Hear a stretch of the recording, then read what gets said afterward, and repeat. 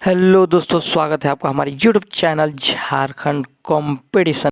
आज का जो क्लास है दोस्तों, उसमें हम लोग स्टार्ट करेंगे मैथ का क्लास, जो आपको झारखंड एसएससी में जितने भी आपका एग्ज़ाम होंगे और उसमें मैथ के जो भी प्रश्न रहेंगे उसके सिलेबस और एसएससी का जो सिलेबस है आपका सेंट्रल लेवल के एसएससी का जो जीडीयूडी का एग्ज़ाम अभी होने वाला है, उसको विशेषकर ध्यान में रखते हुए मैं आप लोगों को आज से मैथ का क्लास स्टार्ट करता हूं। और ये मेरा मैथ का पहला क्लास है। तो सबसे पहले जो बेसिक है इसका हम लोग को जानना ज़रूरी है कि सबसे पहले हम लोग जानेंगे संख्या को। जैसे बहुत सा संख्या आप लोग सुने होंगे, प्राकृतिक संख्या, सम संख्या, विषम संख्या, भाज्य संख्या, परिमेय संख्या, ये सब संख्या है क्या, पहले ये सबको भी जानना जरूरी है, क्योंकि इससे भी रिलेटेड संबंधित बहुत से प्रश्न आते हैं। जब आप एकदम बेसिक को नहीं जानिएगा तब तक आप मैथ को अच्छे से नहीं समझ पाइएगा या नहीं बना पाइएगा। तो आज हम लोग सबसे पहले मैथ में एकदम बेसिक से स्टार्ट करेंगे और सबसे पहले हम लोग पढ़ेंगे संख्या। सबसे पहले हम लोग क्या जानेंगे कि संख्या किसे कहते हैं। वो गणितीय वस्तु जिनका उपयोग गिनने, मापने और नामकरण करने के लिए किया जाता है उन्हें हम लोग संख्या कहते हैं। मतलब कोई भी ऐसा गणितीय वस्तु हम लोग बोलेंगे, ये संख्या उनके आप लोग देख रहे हैं 2, 4, 5, 6, 7, 8, 9 माइनस में रहे या प्लस में रहे, ये सब क्या है, एक संख्या है। इसका प्रयोग हम क्यों करते हैं, गिनने के लिए, मापने के लिए या किसी का नामकरण करने के लिए हम लोग इसका प्रयोग करते हैं। तो उसी को हम लोग बोलते हैं संख्या। तो संख्या परिभाषा हम लोगों को बहुत ज़्यादा ये नहीं है कंपटीशन की दृष्टि से, लेकिन हमको इसका प्रकार जानना है और उसका मतलब क्या होता है उसको विशेष ध्यान देना है। तो चलिए आगे हम लोग देखते हैं। हम लोग दोस्तों आज का वीडियो में संख्या के जो प्रकार हैं, यहाँ पे 12 प्रकार के संख्या हैं। उन 12 प्रकार के संख्या के बारे में आज विस्तृत अध्ययन करने वाले हैं।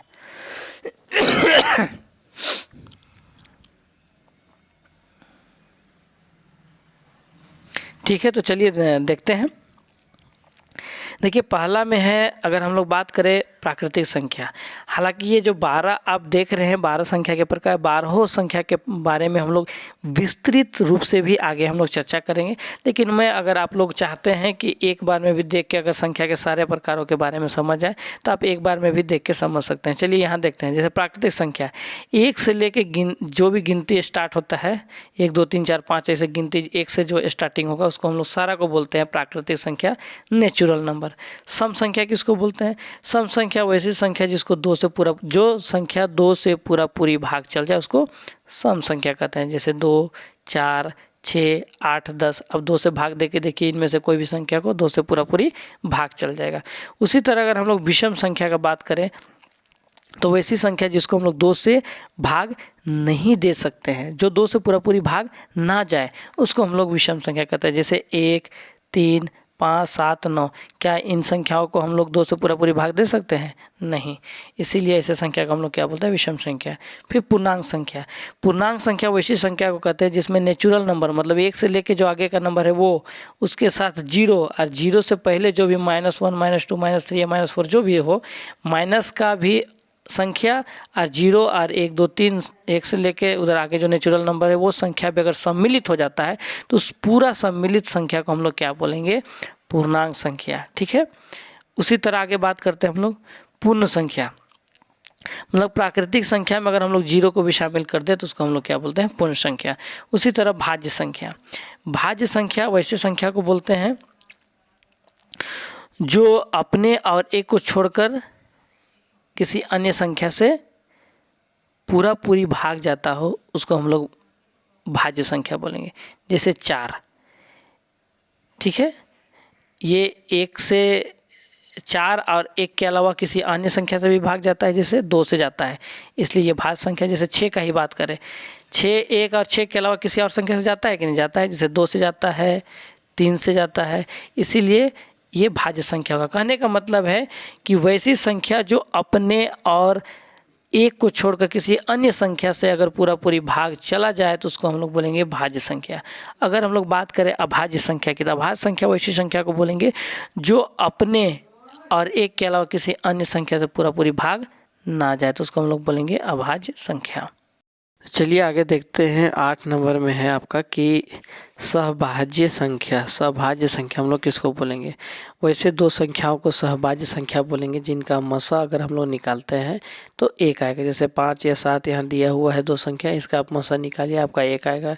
जैसे 2 और 3 दिया हुआ है, इसका मसा निकालिएगा आप तो आपको 1 प्राप्त होगा। ठीक है, तो इसको हम लोग बोलेंगे सहभाज्य संख्या। इसी तरह अगर परिमेय संख्या की बात करें तो वैसी संख्या है जिसको हम लोग P/Q के रूप में लिख सकते हैं, उसको हम लोग बोलेंगे परिमेय संख्या। जैसे √4, 7/5, 2/3, 3, ये सबको हम लोग क्या बोलेंगे? परिमेय संख्या।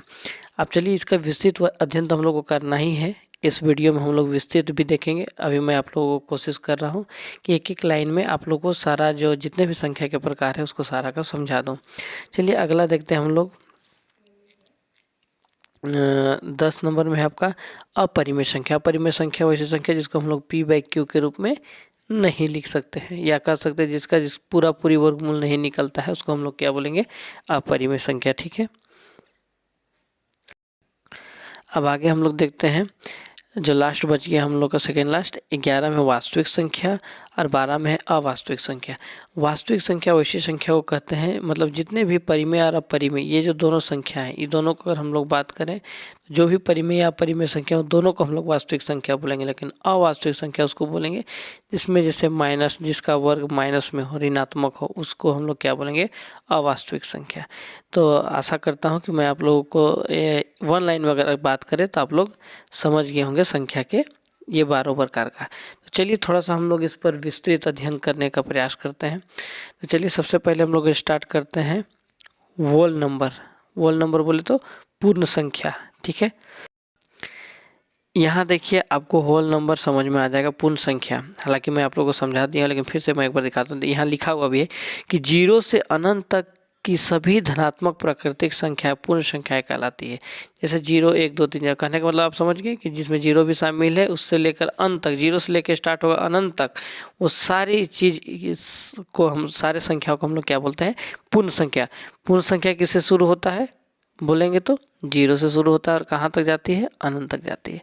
ठीक है, उसी को आपको इसमें ग्राफ में दिखाया हुआ है, 0 से लेके इधर अनंत तक। ठीक है, तो इसको हम लोग बोलेंगे पूर्ण संख्या।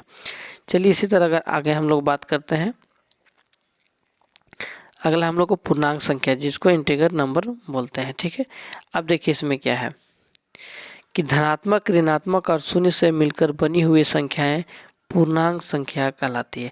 मतलब जिसमें धनात्मक संख्या तो हो, ऋणात्मक संख्या भी हो और साथ में शून्य भी शामिल हो। जैसे अगर धनात्मक संख्या बोले तो 1, 2, 3, 4, 5 ये शून्य और ये ऋणात्मक संख्या, ये तीनों को अगर हम लोग शामिल कर लेंगे, माने शून्य से इधर आपका ऋणात्मक होता है, शून्य से इधर धनात्मक।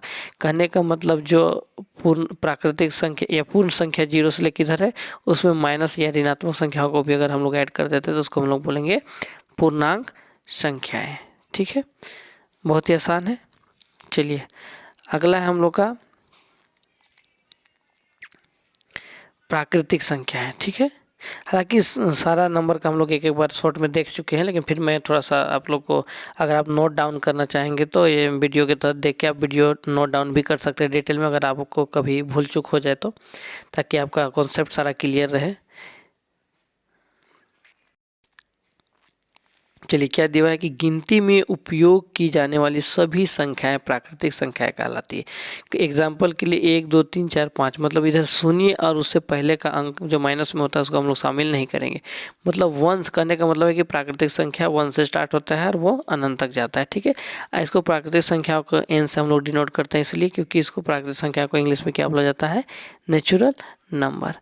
ठीक है, चलिए अब अगला संख्या का बात करते हैं। यहाँ दिया हुआ है सम संख्या। ठीक है, चलिए सम संख्या को भी आराम से देख लेते हैं। मैं आप लोगों को पहले भी समझा चुका हूँ कि सम संख्या वैसी संख्या को बोलेंगे, वैसी प्राकृतिक संख्या को जो 2 से पूर्णतः विभाजित होती है वो सम संख्या कहलाती है। जैसे 2, 4, 6, 8, 10 ये संख्या आप देखिए, ये 2 से पूरी विभाजित हो जाता है। अगर 1 से 100 तक अगर कुछ सम संख्याओं का बात करें तो आप देख सकते हैं 2, 4, 6, 8, 10, मतलब देख रहे हैं ये सब सारी संख्याएं ऐसे हैं जो 2 से पूरी भाग चली जाती है, इसलिए इसको हम लोग क्या बोलेंगे? सम संख्या। ठीक है, चलिए फिर अगर हम लोग बात करते हैं फिर विषम संख्या, इसको हम लोग इंग्लिश में बोलेंगे ऑड नंबर, और सम संख्या को क्या बोलते हैं हम लोग? Even number. ठीक है, चलिए ओड नंबर का बात करते हैं। ऐसी प्राकृतिक संख्या जो 2 से पूर्णतः विभाजित ना हो उन्हें विषम संख्या कहते हैं। जैसे 1, 3, 5, 7, 9, 11 से लेके अनंत तक जितने भी संख्या हैं जो कि 2 से पूरी भाग ना जाए उसको हम लोग क्या बोलेंगे, ओड नंबर या विषम संख्या। जिस संख्या के अंत में, ये देखिए ये आपको बहुत ही इम्पोर्टेंट चीज़ है कि जिस संख्या के अंत में 1, 3, 5, 7, 9 आता है वो सभी विषम संख्या कहलाती है। आप इतना ही देख के आप जान जाइएगा कि ये जो संख्या है वो क्या है, विषम संख्या है। ठीक है, जैसे 1 से 100 तक अगर विषम संख्याओं का बात करें तो देखिए 1, 3, 5, 7, 9, 11 इस तरह का जो भी जितना भी संख्या देख रहा है सभी संख्या के लास्ट में देखिए विषम संख्या के उदाहरण में या तो 1 है या तो 3 है या तो 5 है या तो 7 है या तो 9 है। अगर ऐसा रहेगा तो उसको हम लोग क्या बोलेंगे, विषम संख्या। ठीक है, चलिए आगे बात करते हैं परिमेय संख्या के बारे में। ठीक है, ऐसी सभी संख्या जिन्हें p/q के रूप में लिखा जा सकता है उन्हें परिमेय संख्या कहते हैं, जहां p और q पूर्णांक है तथा q = नॉट जीरो। मतलब इसमें से q p/q मतलब p ऐसे और ये q कहने का मतलब q 0 नहीं हो सकता है। ठीक है, तो चलिए परिमेय संख्या का एग्जाम्पल देखते हैं हम लोग। जैसे 1/2 इसको p/q के रूप में लिख सकते हैं। ठीक है, 3/2 को भी लिख सकते हैं, -4/5 को लिख सकते हैं, 5 को भी, √25 को भी, √225 को भी हम लोग क्या में लिख सकते हैं, p/q में। अगर जैसे अगर हम लोग 25 का रूट निकालते हैं तो कितना होगा, वर्गमूल निकालेंगे तो 5, तो 5 के नीचे हमेशा ऐसा अगर अंक रहे तो इसका मतलब नीचे एक छिपा हुआ है, तो ये p हो गया, ये q हो गया। कहने का मतलब 5 को भी हम लोग p/q में लिख सकते हैं। ठीक है, चलिए अगला हम लोग देखते हैं अपरिमेय संख्या। ठीक है, इरेशनल नंबर। ठीक है, अब अपरिमेय संख्या ठीक परिमेय संख्या का हम लोग यहाँ क्या देखेंगे इसका कि ये जो होगा आपका ठीक परिमेय संख्या का अपोजिट होगा। ठीक है, इसमें लिखा है कि ऐसी संख्या जिन्हें p/q के रूप में नहीं लिखा जा सकता है मुख्यतः उन्हें रूट के अंदर ही लिखा जाता है और कभी भी उनका पूर्ण वर्गमूल नहीं निकलता, अपरिमेय संख्या कहलाता है। ठीक है, मतलब जिसको हम लोग p/q के रूप में नहीं लिख सकते हैं और ये ज़्यादातर क्या होता है, रूट के अंदर होता है। कहने का मतलब उसका पूर्ण रूपेण वर्गमूल नहीं निकलेगा। जैसे आप 3 का वर्गमूल निकाल के देखिए, आपको पूरी नहीं निकलेगा, 7 का भी नहीं निकलेगा, 11 का भी नहीं निकलेगा, 17 का भी नहीं निकलेगा, इसका भी नहीं निकलेगा, इसका भी नहीं निकलेगा, इसका भी नहीं निकलेगा। तो ऐसे वैसे रूट के अंदर वैसे संख्याओं जिनका वर्गमूल पूर्ण रूप में नहीं निकलेगा उसको हम लोग क्या बोलेंगे, अपरिमेय संख्या बोलेंगे। क्यों अपरिमेय संख्या बोलेंगे, क्योंकि इसको हम p/q के रूप में नहीं लिख सकते हैं। इसके अलावा कुछ साइन दिया हुआ है, इसको हम लोग ये जो साइन बोलते हैं इसको बोलते हैं गोल्डन अनुपात और इसको बोलते हैं पाई। पाई का मान आप लोग जानते हैं 22/7, जो आपका फेमस बराबर मैथ में आपको बहुत ज़्यादा यूज़ देखने को मिलेगा। ठीक है, तो ये सब भी जो एक उदाहरण है, ये किसका उदाहरण है, अपरिमेय संख्या का। ठीक है, चलिए आगे देखते हैं अवास्तविक संख्या, अनरियल नंबर। ठीक है, यदि किसी संख्या का वर्ग ऋणात्मक संख्या हो तो ऐसी संख्या को अवास्तविक संख्या कहेंगे। देखिए इसमें भी माइनस है, इसमें भी माइनस है, इसमें भी माइनस है, इसमें भी माइनस है, इसमें भी माइनस है और वर्ग है, तो ऐसे संख्या को हम लोग क्या बोलेंगे, अवास्तविक संख्या। क्लियर है, चलिए अवास्तविक संख्या बात करते हैं, रियल नंबर। ठीक है, देखिए रियल नंबर सभी परिमेय संख्या और अपरिमेय संख्याओं को सम्मिलित रूप से लिखने पर वास्तविक संख्या प्राप्त होती है। जैसे √3, √2/5, √15, 4/11। देखिए अगर √15 अगर यहाँ बात करें तो ये क्या है, अपरिमेय संख्या। √3 क्या है, अपरिमेय संख्या। 2/5 क्या है, परिमेय संख्या। 7/12 क्या है, परिमेय संख्या। 15/17 क्या है, परिमेय संख्या। लेकिन ये दोनों का सम्मिलित रूप को हम लोग क्या बोलेंगे, वास्तविक संख्या, रियल नंबर। इसको हम लोग किससे प्रदर्शित करते हैं, इसको R से, कैपिटल R से प्रदर्शित करते हैं और वास्तविक संख्या को अंग्रेजी में रियल नंबर बोलते हैं। यही कारण है कि इसको R से प्रदर्शित करते हैं। ठीक है, चलिए अब हम लोग बात करेंगे भाज्य, अभाज्य तथा सअभाज्य संख्याएं किसको बोलते हैं। ठीक है, देखिए इसको समझने का ज़रूरत है, बहुत सा क्वेश्चन भी बनता है। जैसे देखिए जो संख्याएं स्वयं तथा एक के अलावा किसी अन्य संख्या से भी विभाजित होती हो ऐसी संख्या को भाज्य संख्या कहते हैं। जैसे 4, 6, 8, 9 आदि। ठीक है, कहने का मतलब वैसी संख्या जो अपने खुद, जैसे मान लीजिए अगर हम लोग 4 को लेते हैं तो 4 जो संख्या है अपने खुद, मतलब 4 और 1 एक के अलावा किसी अन्य संख्या और भी कोई संख्या से अगर पूर्ण रूपेण भाग चला जाता है तो उसको हम लोग क्या बोलेंगे, भाज्य संख्या। जैसे अगर 4 का बात करें तो 4 और 1 के अलावा किससे भाग जाता है, पूरा पूरी 2 से।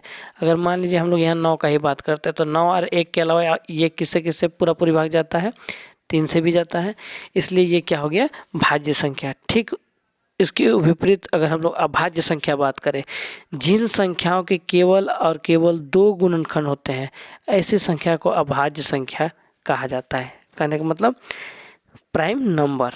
ठीक है, अभाज्य संख्या किसको बोलते हैं, जिसके मात्र 2 गुणनखंड होते हैं। 2 गुणनखंड कौन कौन होते हैं, एक स्वयं और एक। जैसे 2 का बात करें, ये किसका किसका गुणनखंड, ये किससे किससे भाग जा सकता है, 1 से और स्वयं जो है 2 से ही। 3, 1 और 3 से 5, 1 और 5 से 7, 1 और 7 से 11, 1 और 11 से। इसके अलावा किसी नंबर से पूर्ण रूपेण इसका गुणनखंड हो सकता है क्या, या पूरा पूरी भाग जा सकता है क्या, नहीं। इसीलिए ये जो ऐसी संख्या है जो है इसको हम लोग क्या बोलेंगे, अभाज्य संख्या, जो केवल 1 और स्वयं से ही भाग जाती है। इसी तरह अगर हम लोग बात करें सह अभाज्य संख्या किसको बोलेंगे, तो देखिए जिन 2 संख्याओं का HCF बोले तो मसह 1 होता है, ऐसी संख्याओं को सह अभाज्य संख्या को प्राइम नंबर कहते हैं। जैसे 9 और 25, 11 और 24, 7 और 13, 0 और 1, इस टाइप का जो उदाहरण है ये सह अभाज्य संख्या को प्रदर्शित करता है। जैसे 9 और 25 का आप मसह निकालिए, HCF निकालिएगा तो आपको 1 प्राप्त होगा।